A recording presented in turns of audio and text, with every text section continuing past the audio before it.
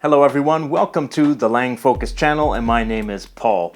Today I want to start this video with a new feature called the mystery language. I'm going to play a language for you that you may have not heard before, and at the end of the video I will let you know what this language is. So check it out.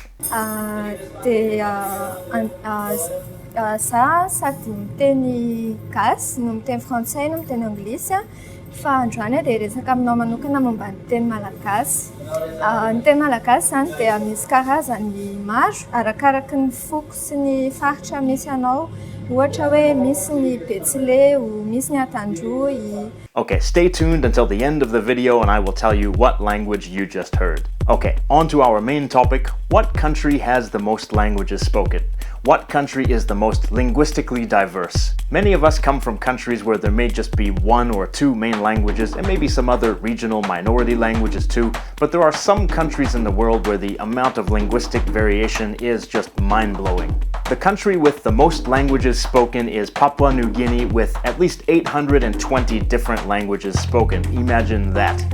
Papua New Guinea is a very rural country where 88% of the people live in rural areas. Now compare that to 10% of the people in the United Kingdom living in rural areas, or 19.3% of the American population living in rural areas. Papua New Guinea is very rural indeed. And because of Papua New Guinea's rugged terrain and its deep valleys, there's a limited amount of communication between all of those isolated rural communities.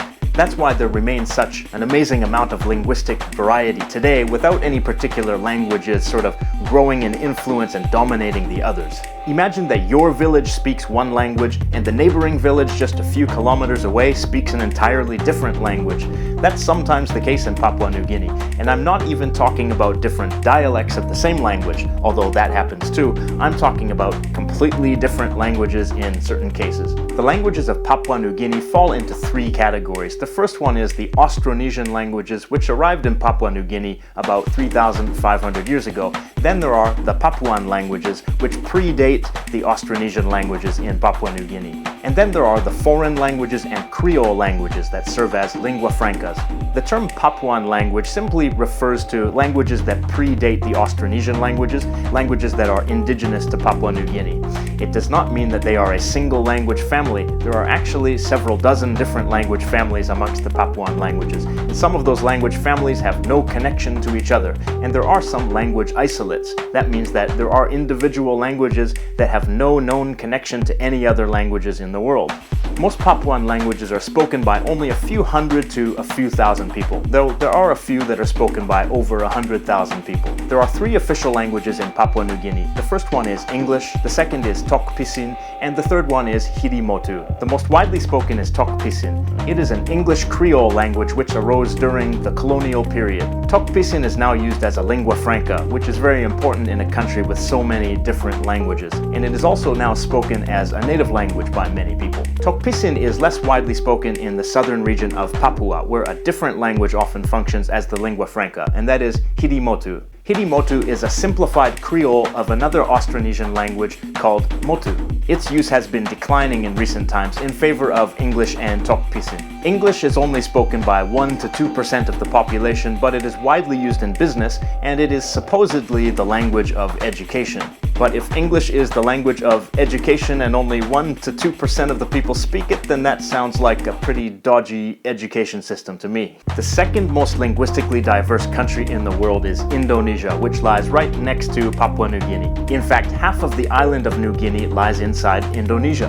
About 740 languages are spoken in Indonesia, but there is only one official language and lingua franca, and that is Bahasa Indonesia, or Indonesian. Number 3 is Nigeria, with 516 languages spoken, but English is used as a lingua franca, especially in the urban areas. I guess they need English to communicate with all those thieving oil companies. Number 4 is India, with 427 languages.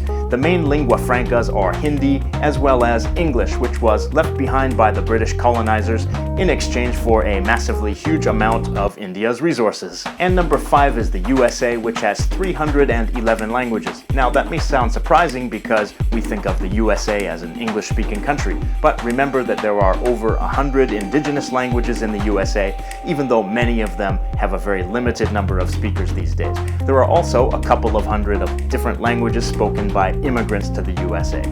It may be hard to wrap your head around that huge degree of linguistic diversity, especially if you are interested in one of those countries and you want to learn a language to communicate with the people there. But luckily, those countries all have one or more lingua francas, which can help you communicate with a much larger proportion of the population from various different linguistic communities.